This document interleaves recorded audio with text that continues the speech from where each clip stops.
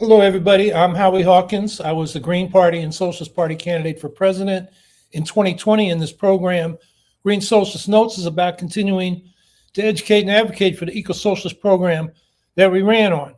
So there's a lot to talk about. A lot is going on this week and coming up. So let's get right into it. I think the first thing I want to talk about is the threat of a U.S. attack on Iran. Drop Site News, that's Jeremy Scahill, Ryan Grimm, and folks like that, had a report out yesterday talking to U.S. military and intelligence officials and Arab intelligence officials saying that the U.S. could attack Iran as soon as Sunday. That's tomorrow. And the message is it's not about Iran's nukes, which Iran is saying they're willing to talk about. It's about regime change. That's the goal. And the aim apparently is to decapitate the Iranian government, which particularly means the military backbone of the regime, the Iran Revolutionary Guard Corps. And U.S. intelligence officials say that Netanyahu of Israel has promised to help establish a new Iranian government, which, doesn't seem like that'll go over too well with the Iranians. And Iran, in response, they say if the U.S. attacks, they're going to attack Israel, Arab states that host U.S. military bases, as well as our military armada in the ocean outside of Iran. Iran said it's going to attack oil infrastructure in these Arab countries, as well as military bases. The U.S. has 30 to 40,000 troops on military bases in the region. And if the goal is military regime change, I don't know who Trump thinks he can replace the clerical fascists that rule Iran with now. Perhaps the U.S. has a deal with the Iranian military as distinct from the Revolutionary Guard Corps, which is the regime's Praetorian Guard.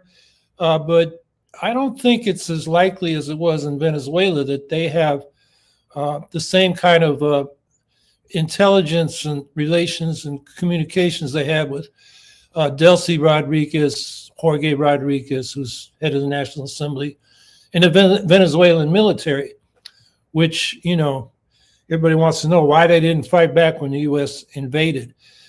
So a deal might have been cut. It's hard to imagine a deal with a faction of the Iranian military, but maybe, I don't know. But if not, this is going to be a mess.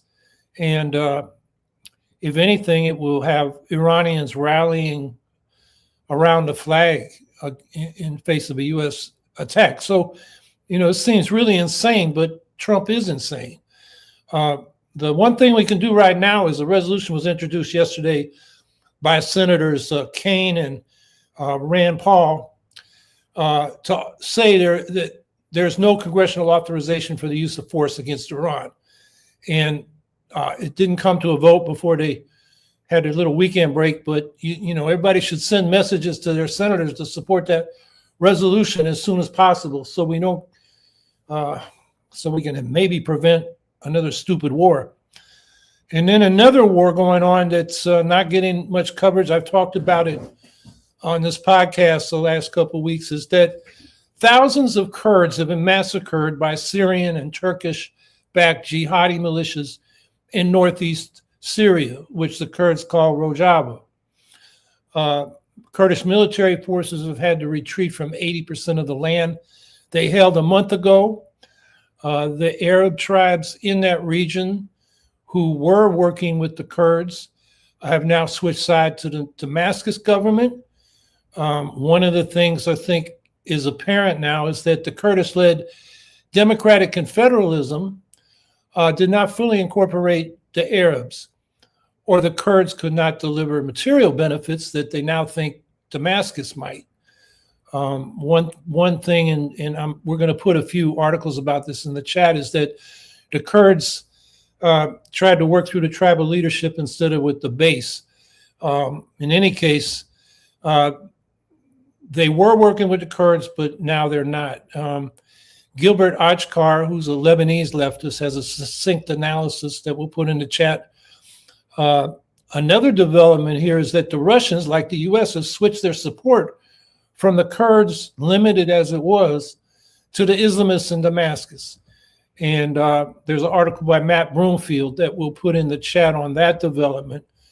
And then there's another analytical article by Bayan Saleh that was in Z Magazine a couple of days ago that's worth a look. So, I mean, the U.S. was allied with the Kurds, but that was about fighting ISIS and getting access to the oil, not supporting the national and democratic rights of the Kurds. So we have another humanitarian disaster going on where Trump and Putin have switched to the side of the Islamists in Syria. It's tragic. And then in Ukraine, Russia continues to hit residential buildings and heat and power cogeneration plants across Ukraine. Now, I'll talk about this so-called ceasefire in a minute, but half the residential buildings in Kyiv were without heat this week in sub-zero temperatures. And I'm talking sub-zero Fahrenheit, not just Celsius. People are literally freezing to death. One particularly poignant case is a Holocaust survivor who was known to her neighbors as Baba Zenya or Grandma Zenya.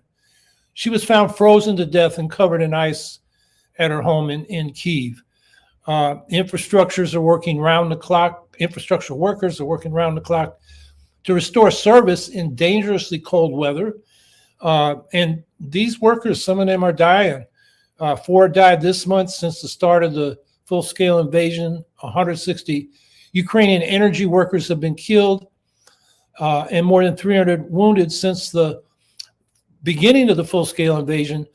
And these energy workers, along with first responders who respond to bombings, are often killed by double tap strikes, where a building will be hit, emergency services and firefighters show up to help, and then Russia hits the place again in order to, create casualties among emergency responders. It's state terrorism, plain and simple.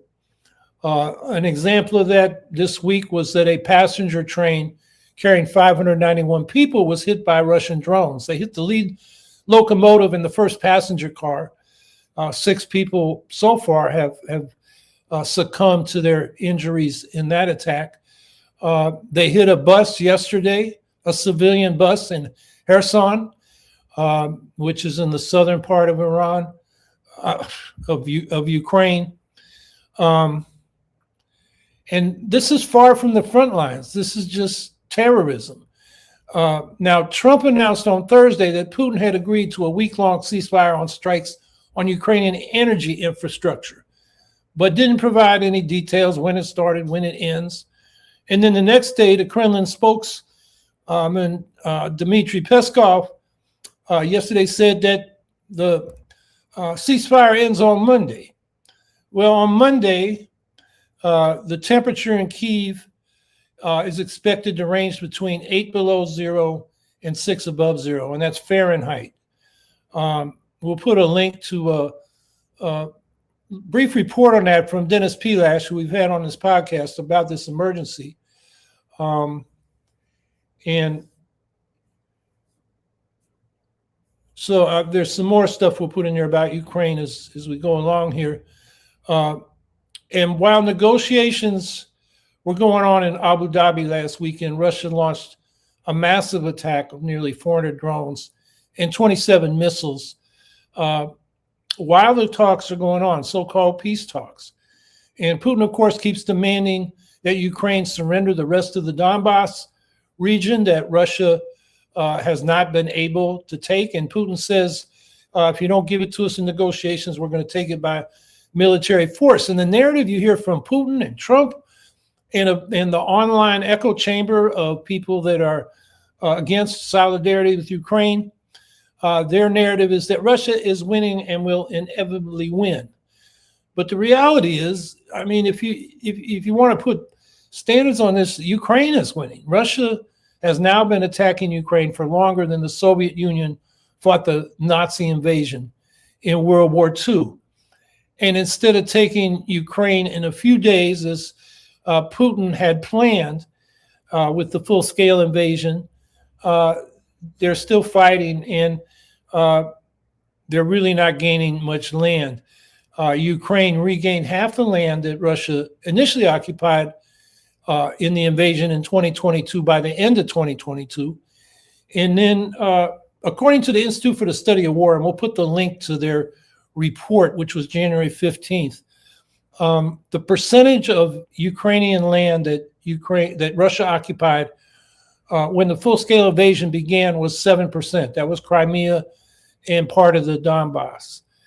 And by March 26, 2022, about a month into the invasion, they peaked at over 26% of Ukrainian land. But by the end of April, the Ukrainians had got it back down to 20%. And by the end of 2022, they were down to 18%. So that basically meant half the land that Russia initially had occupied had been taken back by Ukraine. And then since the end of 2022, it's basically been a stalemate. If you go over the 3 years from the end of 2022 to the end of 2025, Russia gained 1.5% of Ukraine through all these constant offensive, and it cost them over 1.2 million casualties. And last year they had their highest year of casualties, over 400,000 in any year of the war. Meanwhile, the Russian economy is suffering from high interest rates, inflation, and labor shortages.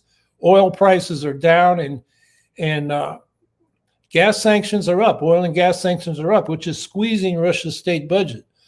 Oil and gas revenues have traditionally accounted for about 30 to 50% of Russia's state budget.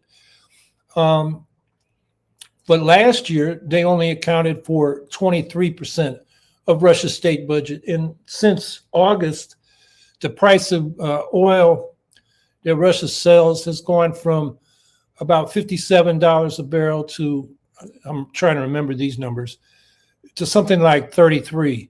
So it's really cutting into the revenues. And 40% of Russia's state budget is devoted to military spending. So basically, those oil and gas revenues pay for Russia's war machine. And now that's being crippled. So to say that Russia's winning and is inevitably going to win is nonsense. And this is in a situation where the U.S. is not supporting Ukraine anymore. But Europe has stepped up with about $100 billion to keep Ukraine's ability to defend itself and provide public services for its people going. So, you can make the argument that Russia is going to lose this war and be forced to withdraw from Ukraine. We know that American people overwhelmingly support Ukraine, Democrats especially, but also Republicans and independents. And I think our job is to keep educating about Ukraine's right to self-determination and its successes in resisting Russian aggression, and point out that Trump is totally aligned with Putin and against Ukraine. The next administration could go back to supporting Ukraine, and that's what we should be working toward. And then when the war ends, we need to push the U.S. to cancel the illegitimate debts that Ukraine has incurred and stop trying to impose a neoliberal model of reconstruction led by, investment firms like BlackRock. That's not going to reconstruct Ukraine on a basis that benefits all the people of Ukraine. Next week, we're going to have a guest, Ola Savitsky, who's with Razum We Stand, like Svetlana Romanko, who we've had on this podcast. It's the Ukrainian-led campaign for stronger fossil fuel sanctions on Russia and for a green reconstruction of Ukraine based on renewable energy systems.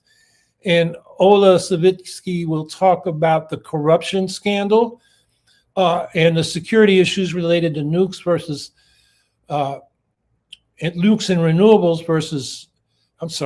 and fossil fuels versus renewables. And he has a fantastic article. It's in the frame right now and in the chat where he covers the people who receive the kickbacks and their links to Russian intelligence and Trump officials like Giuliani, who was working with those Russian intelligence officials. There's one guy, Derkach is his last name, I forget the first name. He was a Ukrainian parliamentarian. He defected to Russia, and he was made a senator in Russia for his work in the intelligence agency in Ukraine against Ukraine's sovereignty. So that article is very interesting for that. And then it makes the case for green energy systems for Ukraine for security, economic, and environmental reasons. So check that out. We'll be talking about that next week. We'll also put a link in there to an article he did with Katerina Consort, in which they write, and I'm just going to quote this: the old Soviet equipment being destroyed, that is by the Russian attacks on Ukraine's energy infrastructure, should be replaced with modern decentralized installations, wind, solar, battery storage, that don't depend on imported gas and are harder to knock out with a single strike. Insulating homes, protecting grids, building distributed heating systems. These are not temporary fixes, but the foundation of an energy architecture that can survive this war and secure Ukraine's future after it. That's the green program. That's the kind of program we should support. And so we'll be talking about that on next week's podcast. Let's move on to the ICE atrocities. Yesterday was what was called a general strike against ICE in Minneapolis, but it wasn't a general strike. There were a lot of relatively small demonstrations in a lot of cities around the country yesterday, but they were nowhere near a general strike. And when I say small, I mean a few dozen or a few hundred, even a few thousand, not the hundreds of thousands or even millions that we've seen in large demonstrations like the anti-Vietnam and anti-Iraq war demonstrations, the nuclear freeze demonstrations in 1982, the George Floyd demonstrations in 2020. It wasn't at that scale. This second so-called general strike for yesterday, January 30th, was called by student groups at the University of Minnesota. And it was picked up by Answer and, put out on a website. Answer is basically a front for the Party for Socialism and Liberation, or PSL, Socialism and Liberation. But typically for them, it was a top-down call, not the result of a collaborative democratic process with other groups, particularly unions, churches, school districts, small business associations, worker centers that organize immigrant workers, and other community groups that would be needed to really pull off a general strike. I mean, it looks to me like Answer and Code Pink joined on. They're trying to put their banners at the front of the parade without having any organic relationship to the organizing on the ground. But yesterday, I would say, was significant, particularly the students who came out. University students, they seemed to be the largest group at many of these demonstrations, certainly in Minneapolis, but also high school students and even middle school students walked out of school. They did it in Minneapolis. They particularly did it in California and Texas, where there are large Latino student populations in these schools. And they walked out. I've seen video from San Francisco, San Jose, Fresno, Danville, Sacramento, San Antonio. And these were young Latino students who, came out. I think that's an encouraging development. So, that was good about yesterday, and the media covered it as a serious demonstration. So I think it worked out. A lot of people want to make a statement and endorse the call. And these demonstrations are good, but it was far from a general strike. And, as I said, that would take a lot more organizing and particularly leadership from the unions, the mass organizations of workers, to pull it off. I think it would have been better, and I'm not blaming the students so much as I am Answer for calling for a general strike from the top down. It would have been better just to call for demonstrations. You fall short of a general strike, and it could have been reported in the media as a failed general strike and would have disappointed and discouraged people that were led to believe it would be much bigger than it was. Union activists have been talking about next steps after last Friday's, January 23rd's Minneapolis general strike, including building toward a national general strike. There's a report, and we'll put this article in the chat from the American Prospect that reported on what union activists were thinking in the days after the January 23rd general strike. And one quote in the article is taken from a forum that was in Manhattan last weekend where John Ferretti, who's a member of Transport Workers Local Union Local 100, described the challenges workers face in pulling off a nationwide strike. He said, quote, "I'm very much in favor of a line of development where workers begin to take action. I'm all for educating workers about the general strike and the lessons of past general strikes. But I'm not for an unprepared general strike. I'm not for a general strike that loses." And I think he's right on the mark there. You know, I asked Kieran Knutson, who was on our podcast last week. He's president of Communication Workers of America, Local 7250 in Minneapolis, what his take was on the student call for a general strike. And he wrote back to me, "I think it has traction among students and some street activists. We support them and anyone taking action. We are still in the process of evaluating Friday, January 23rd, and discussing next steps with our members and other unions. You know, a general strike would be great, but it would take a lot more discussion and collaboration among union and community groups to pull it off. And the basis for that will have to be built community by community and union by union. So when it is called, we have the organization in place to pull it off. It's not going to be pulled off by top-down calls over the internet from people who are not organically embedded in a collaborative democratic process of organizing, which Answer doesn't do. And Kieran had an interview following the general strike. We'll put the link to this in there as well, where it's, yeah, there it is in the chat. He says in there, "Our membership hasn't had a chance to discuss next steps yet. But speaking with other labor activists, what makes sense to me is to organize a substantial assembly of rapid response groups, unions, activists, and community organizations to hash out what's next. That's the kind of process we need to really build an organized, effective grassroots movement." And, you know, we just can't call it out on the internet and expect unorganized people to be able to pull off something as massive as a general strike. Now, looking at the demonstration yesterday, the signs I saw in Minneapolis in particular was ICE out, which you can understand. I think our emphasis should be abolish ICE, which means the abolishment and dismantlement of the Border Patrol as well as ICE. Border Patrol has an even longer history of, you know, really brutal treatment of immigrants and people that support immigrants. And they need to be replaced by an immigration services agency that helps immigrants integrate into society with social and legal services.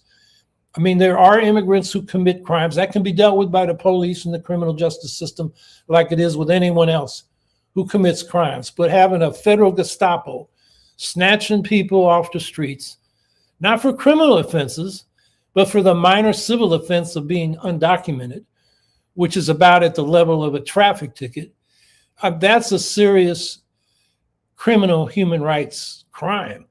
It's in itself.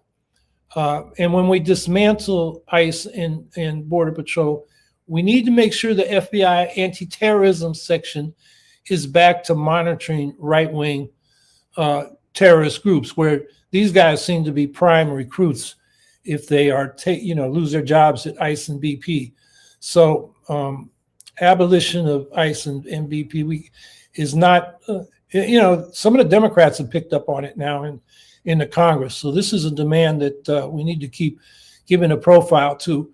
So another thing came out yesterday was 3 million more pages, 180,000 images, and 2,000 videos from the Epstein files. Apparently there's 3 million more pages they still haven't released.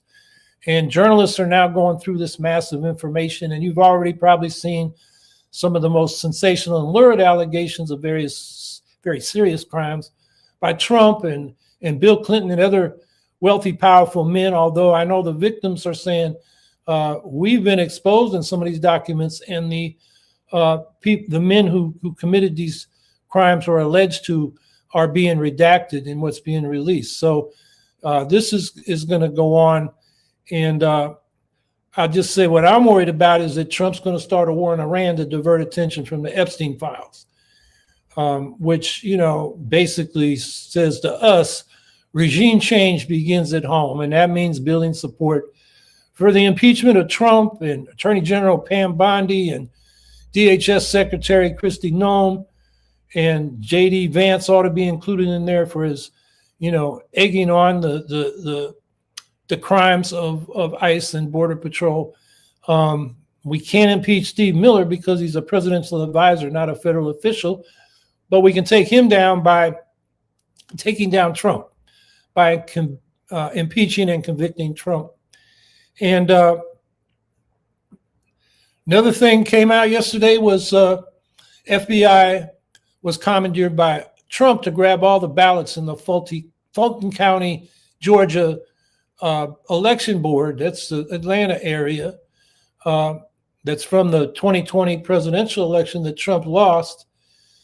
The director of national intelligence, Tulsi Gabbard, was present, even though she has nothing to do with criminal enforcement. She was there in pursuit of Trump's and her world of cockamamie conspiracy delusions about the Democrats supposedly losing the 2020 presidential election. Of course, it's Trump that tried to steal that election.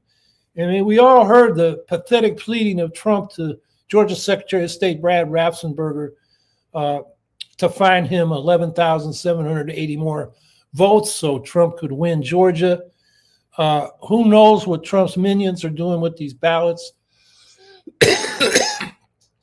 For all we know, they could be stuffing the boxes with these ballots with Trump votes so he can say, actually, I won Georgia. It's just incredible what's going on. Now, a lot of people are worried that Trump is going to cancel the 2026 elections. I don't think he can get away with that. There are 90,000 local boards of election in this country where people, and all the people that come out on election day to administer elections, they're just not going to stand for that. That's just already organized mass opposition. He can declare martial law and invoke the insurrection. I think election officials at the grassroots are going to really be up in arms. So I'm not so worried about that, but what we should be worried about is Trump's political machine is going to try to rig the election. And we know their methods. They're trying to get more onerous voter ID laws instituted. There's legislation now before Congress, not to mention all the states that have tried to do that. They'll purge voter rolls. They're trying to redistrict congressional seats to make it easier for the Republicans to win. They're generally sowing distrust in the integrity of elections, which they hope will depress the anti-Trump vote or anti-Republican vote in the midterms. They're spreading and have in the past spread misinformation about where to vote and what day to vote on. They're trying to suppress mail-in voting, another way to suppress the vote. There's always voter intimidation at polling places, whether it's, militias with arms or lawyers with, notepads asking people about their voting credentials. So that I think is what we need to be defending ourselves against, not a full-out cancellation of next November's elections. Now, we're in this position because the Democrats didn't prosecute Trump for election meddling in Georgia or the January 6th attempt to prevent the congressional certification of the 22 presidential election because Biden's Attorney General Merrick Garland delayed even moving on investigation and prosecution for 2 years. This is 2 years after January 6th. By the time he appointed Jack Smith as special counsel, there wasn't time to convict Trump before the 2024 election. And because he won the 2024 election, the cases were stopped because DOJ and Supreme Court policies and decisions prevent the prosecution of a sitting president. So the cases were dropped without prejudice so they can be brought back up, which I think brings us back to impeachment and conviction by the Senate. We need to keep raising that demand. I mean, compare the U.S. to Brazil and South Korea in the last few years. The Brazilian president, Jair Bolsonaro, he tried his own January 6th on January 8th, 2023, when his own fascist mob attacked Brazil's capital, attempting a coup d'etat. And within 2.5 years, Bolsonaro has been found guilty and sentenced to 27 years and 3 months in prison for an attempted coup. And then in South Korea, Yoon Suk Yeol, the president of South Korea, attempted a martial law self-coup in December 2024. And within 10 days, with lots of people in the streets demonstrating, the Korean National Legislature impeached him and removed him from office. And then he was indicted in the criminal system. He was convicted and on January 15th this year sentenced to 5 years in prison for abuse of power, obstruction of justice, fabricating documents. And so they took a year to convict this guy. And we couldn't get Trump convicted in the 4 years that the Democrats had the power.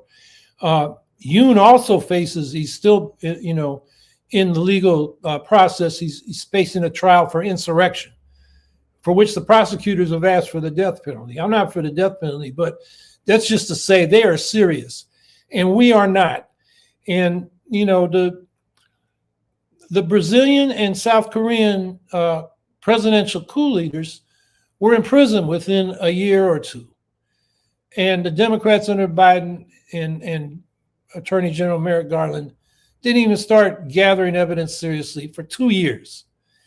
And now the American coupster, Donald Trump, is in the presidency. So I think the lesson here is, one of the lessons anyway, is that we cannot rely on the Democrats to protect our democracy.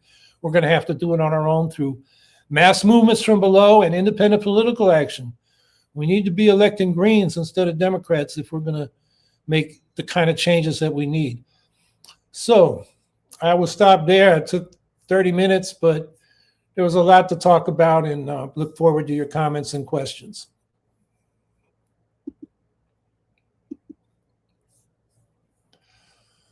Sean Young. Howie, please talk about the recent surge in the polls.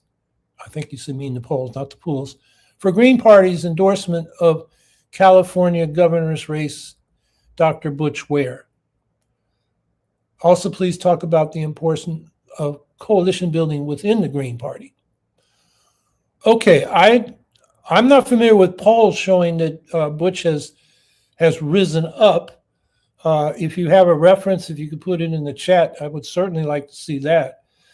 I think, Butch is running on the right issues, and the problem they face is getting coverage in the media, and in a way that makes him a legitimate contender. He's like many Greens in those high-profile races are treated as, marginal to the major candidates, and major candidate is defined by who's raised the most millions of dollars. I don't know what Butch has raised, but I urge people to make a contribution. Lots of small contributions can add up. Importance of coalition building within the Green Party.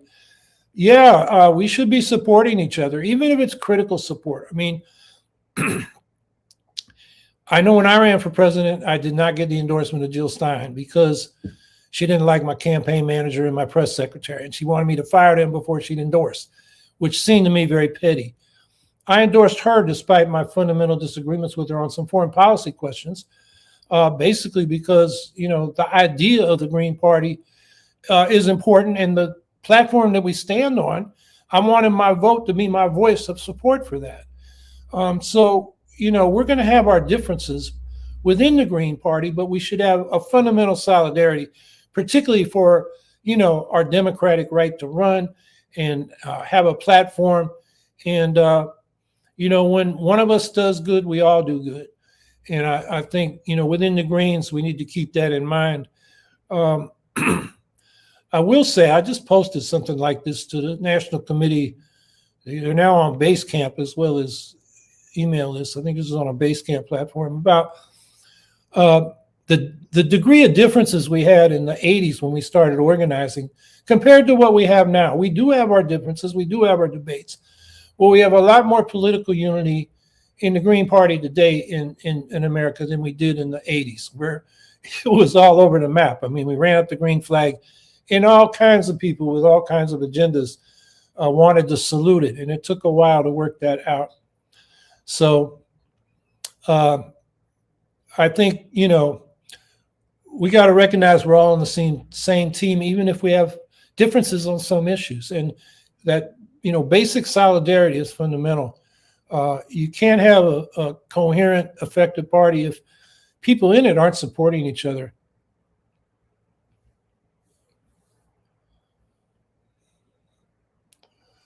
Scout 164, got any response to the loss of STEM PhDs from the federal workforce? At least 10,000 have been lost, and I'm just seeing the vid. So, especially since fewer and fewer engineers have been graduating from America compared to China's 1.3 million. Yeah, we're scientific education is under attack. It's under attack by Trump in terms of funding, those kind of programs and actually that kind of research. It's under attack by a corporate-sponsored consumer culture that has young people more interested in, shoes and clothes and, stuff they consume than in finding out, how the world works and how they can contribute to it. And so consumerism, which is definitely promoted by all the advertising, is, something we've got to confront. And, that requires education. I think political organizing, community organizing. We've got to make getting involved civically more fun than going to the mall and buying stuff. And, that requires music and culture and, working in groups in a way that is open and friendly to everybody and gives everybody a chance to speak and contribute. It's about organizing. And, we got to make the movement more attractive than corporate consumer culture. And that would also include, encouraging young people to get into scientific and engineering fields. Particularly on the left, we need those people. If we're going to take power, we got to have the people competent to do the technical work. And so, people who lean to the left tend to, when they go to college, study, the humanities and social sciences, which is fine. But more of us, I think it would be good if more of us had scientific and engineering, the technical skills. So we're in a position to, coordinate the administration of, public assets than we are now. I've wondered, I've run for governor, I ran for president, and I didn't expect to win. I expected to raise issues, move the debate, did that particularly in the governor's races. But, I would be asked, well, who are you going to put in your administration? And the fact is, I would have had to rely on mostly Democrats. I'd try to get to more progressive Democrats, but they were the ones with the experience and the education to take those positions, more so than in the Green Party and the left movements. So I guess I'm making the case that if you're young and wondering what you want to study, if you like science and math and engineering, definitely, pursue that because the left needs to have those competencies for sure if we're going to take power and make the changes we're talking about.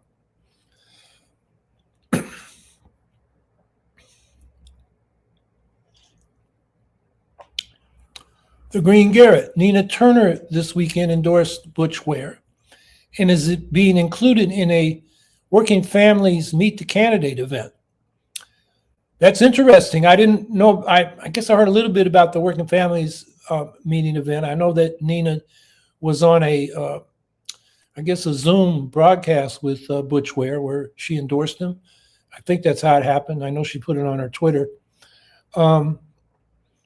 And Working Families, including him, is good. They never did that to me in New York, but they are very Democratic Party partisan here. In California, they don't have a ballot line. So, maybe that's a different, situation. But I'm glad to hear that.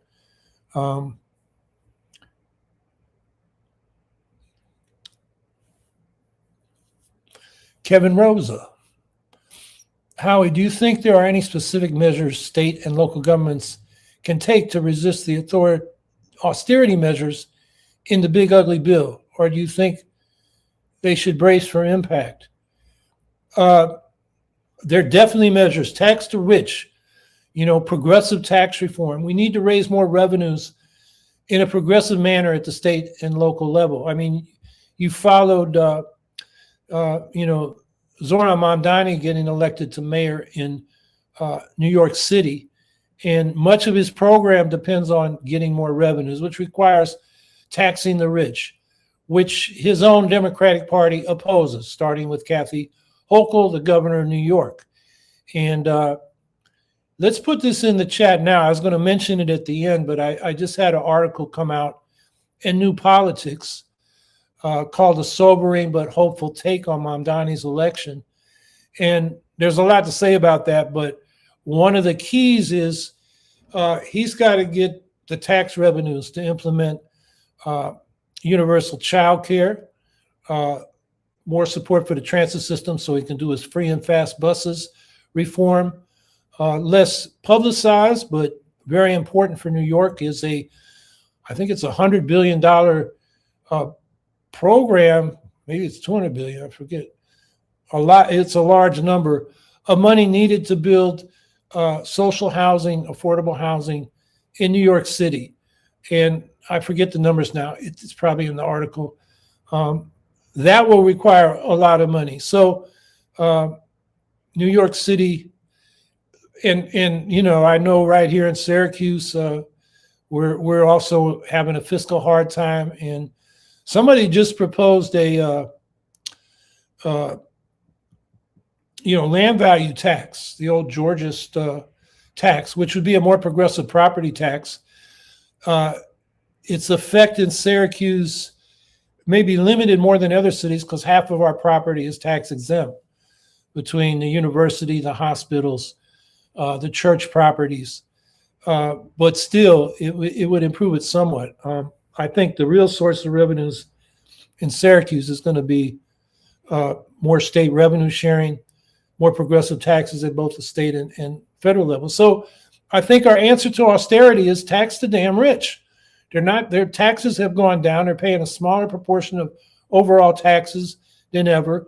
It's increased the growing inequality. There's no reason why they can't pay more. They paid a lot more during the progressive tax regime we had under Roosevelt, and from Roosevelt until the beginning of the Carter years. Even I think when Carter when he was president, the top marginal tax rate on income was still 70%. It got up to, I think, 94 at a peak during World War II under Roosevelt. They're paying 70% through the boom years of the 60s. And the rich did fine.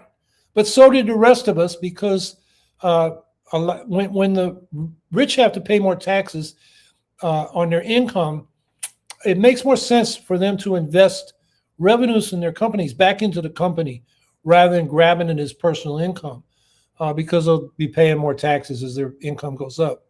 So there are just a lot of reasons for that progressive tax. And I think that needs to be a response to austerity, as well as just common sense, like take healthcare. Every other industrialized country has a universal healthcare system. People don't go bankrupt when they get sick. They do in this country, and healthcare costs, inflation keeps rising. And now it just got hit hard after the Obamacare subsidies didn't get renewed. So, we can raise those issues as well.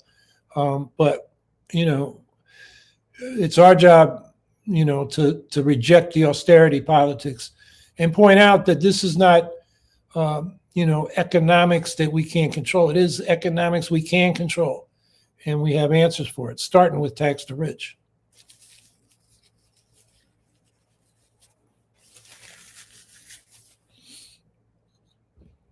Scott 164, Howie, I just got back from Send Help.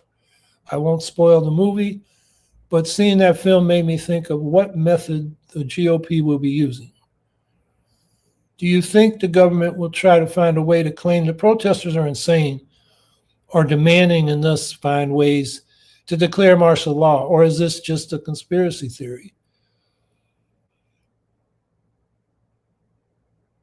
Okay, I got from part 1 to part 3. I didn't see part 2, but no, I don't think it's a conspiracy theory because people around Trump, going back to Michael Flynn, uh, after the 2016 election, or after the was it after the yeah, it was before, it was after the 2020 election. Uh, he was urging Trump to declare martial law, seize the ballots, and basically rig the result. So yeah, I think declaration of martial law or invoking the Insurrection Act, that is definitely in Trump's playbook because we've heard it from so many of the people around Trump. And I'm not sure, but I think Trump's probably mentioned it in his ramblings. So, we got to be ready for that. And, we got to fight to uphold our constitutional rights. And it's something that is a real possibility. It's not just some, wild conspiracy theory.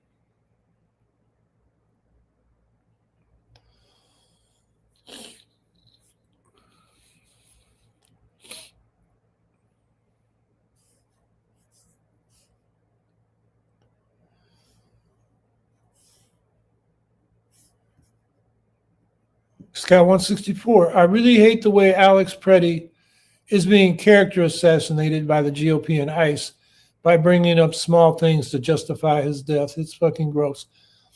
Yeah, it's unbelievable how callous the people in the Trump orbit are. Instead of apologizing for, an unnecessary killing, they're trying to justify it. They're a bunch of crooks. They are the they say they're going after the criminals with these immigration raids. They're the criminals. And yeah, it's terrible what those people put out there. And then you have to ask yourself, well, why do some people buy that? And I think part of it is just a long history of it's racism. And, we were, a country that stole the Indians' land and enslaved Africans. And the people that benefited from that, the core of them were in the South. And while they lost the Civil War, they never gave up their so-called lost cause. And they're bringing it back. I mean, the good news is they're a much smaller part of the population than they used to be. But there's still a significant base for Trump. And, we've got to undermine them. And I think it's older and dying out. And I think in the long run, people are going to live up to the democratic and pluralist ideals of America at its best. But in the meantime, they got a lot of power in the state, and they're wreaking havoc. And so we got to fight them.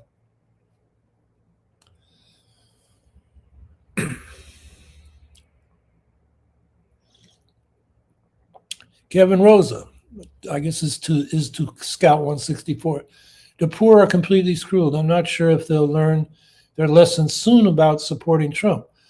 I don't know why they'd think a billionaire was going to fight for them. If you look at the polling numbers, and I had a long article in New Politics a year ago, winter 2025, that showed that, working class really didn't vote for Trump. Trying to remember the details now, but the Trump base was multi-class, and it's that white racist slice of white America, whether they're poor, working class, middle class, or rich, that supported Trump. Most working people did not support Trump, and low-income people. So, yeah, some did, and they were blinded by their racism. And, also when you're powerless and you see a guy like Trump, strutting around like, the big boss who's going to set everything right, there are some people that buy into that. It's an authoritarian kind of orientation to politics. And people who have no power sometimes are attracted to that. And that includes poor people, also includes, working people and middle class, small business, middle management people who feel like, they really don't have much influence on things. They don't have much power. And so they attach themselves to, an authoritarian, big boss would-be guy like Trump. So I guess I'm just saying, don't blame Trump on the poor. It was a lot more than some poor people that voted for him.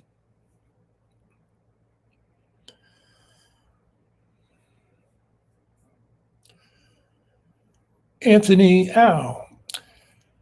Patriotic millionaires with Abigail Disney are collaborating with the Working Families Party, but they're putting a reform capitalism agenda that may not go over well with the left.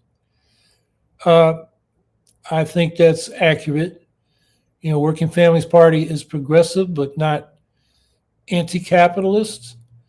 Their program is,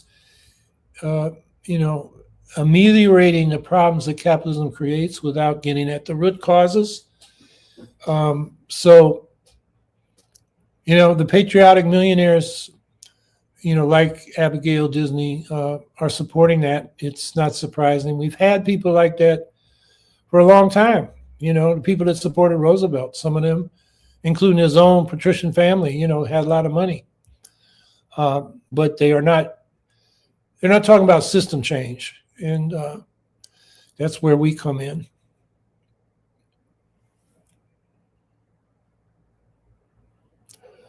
Vicky Corden, a lot of people did not vote at all, so that helped Trump on the election.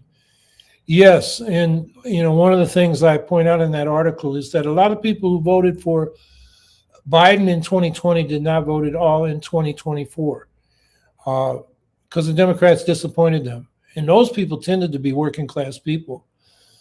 So that helped Trump. And that goes back to, I don't think Trump's going to cancel the election, but he's going to try to discourage working people, low income people from coming out to vote. Give them the feeling that it's hopeless, or all of them, running are, crooks or not having their interests in mind, which, when they look at the Democrats, they're also right there. But if that's how you feel, vote for a green candidate, and at least use your vote as your voice for what you want.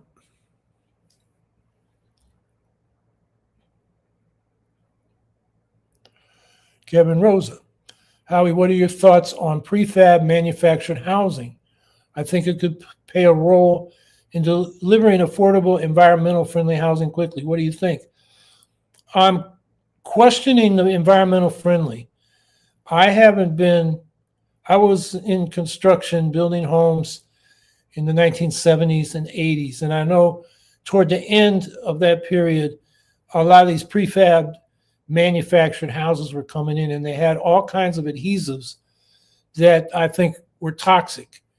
And I do know that, like mobile homes and some of these prefab homes often have high levels of fumes from particularly these adhesives. So that's my question about environmental friendly. I think the bigger question on affordability is, let's take building affordable housing out of the private sector developers' hands and put it in public hands, where we can build whatever it costs at cost without the developers needing a cost plus profit. So we can build more affordable housing for the same amount of money we can devote to it through nonprofit public housing program than we can by providing incentives, including guaranteed profits to private developers. But I'm not up on the environmental friendly prefab or manufactured housing. I hope there are companies doing that emphasize that they're using in green materials, clean materials, and not materials that can be toxic to people who live in those homes. So that occurred to me today because our new mayor in Syracuse talked about prefab manufacturing housing to build more affordable housing. And my first question upon reading that, is there a state of the city address or inaugural mayoral address, was, well, what about the environmental ramifications? So that's something I'm going to look into. Vicky Corden, ICE is not enforcing immigration. It is defending white supremacy and promoting dominionism. And dominionism is I believe, Catholic doctrine of religious supremacy, or maybe it's a fundamentalist Christian doctrine. Maybe, Vicky, you could put in the chat what that is, but it's, I think it's related to white Christian nationalism. But yeah, that's what ICE is doing. I agree.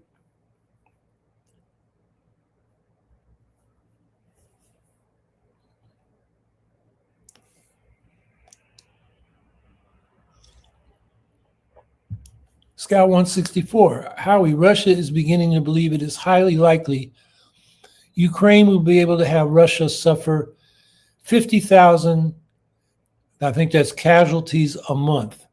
Right now it's about 30,000, 35,000. Any thoughts on that? It would cut more than Russia can recruit. Yeah, right now Russia's basically barely sustaining. They're recruiting about as many as they lose every month. And if the Ukrainians were able to raise the casualty rate to 50,000, yeah, Russia would start running out of troops. So that is the goal of the new Minister of Defense. I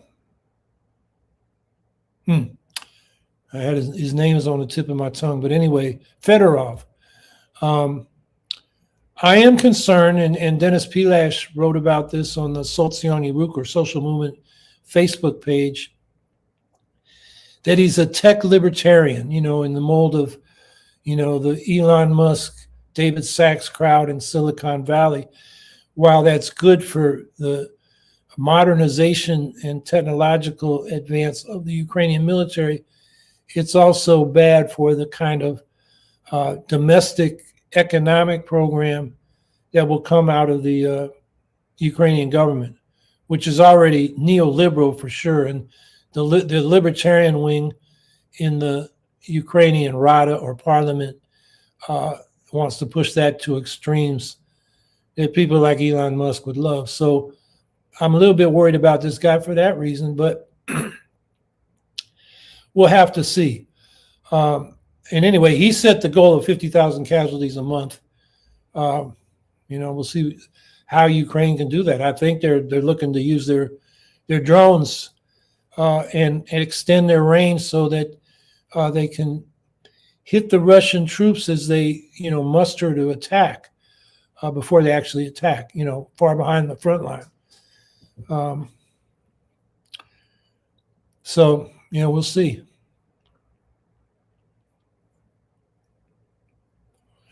Andrew Hager, we can't give up, but the Trump regime should.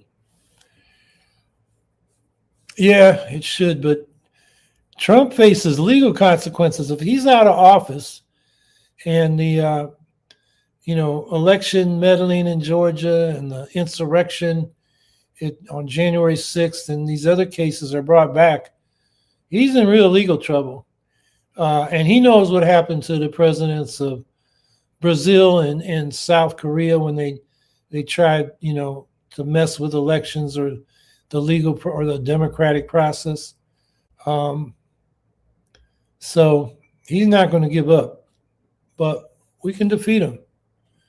And I think he's alienating more and more of the American people, particularly people in his base who, they thought they wanted illegal, criminal aliens, deported, and found out, this was about rounding up anybody that is Hispanic or, looks like they might have come from Africa, and, abusing those people. That's not what people, wanted. They wanted the borders controlled, quote unquote, and, bad people expelled, but not, to occupy cities like we're seeing in Minneapolis and saw in Chicago and Portland. Still, if you like horror films, says Scout 164, even if they're not your thing, Howie, I recommend Iron Lung and Send Help. Okay, I'll write those down. I am not I've always been kind of ADHD, where you're hyperactive and they want to put you on drugs if you're in school. I've always found it hard to sit through a movie. It's just too passive. But I'm in my 70s now, so I'm a little less. I have a little more patience to sit on my butt and watch something. So I will take that under consideration as something I should do. Horror films, yeah, I haven't watched many of those. Much love from the Minnesota Green, says Sean Young. Yeah, in solidarity with you. I know you're under the gun of ICE and Border Patrol, and it's terrible.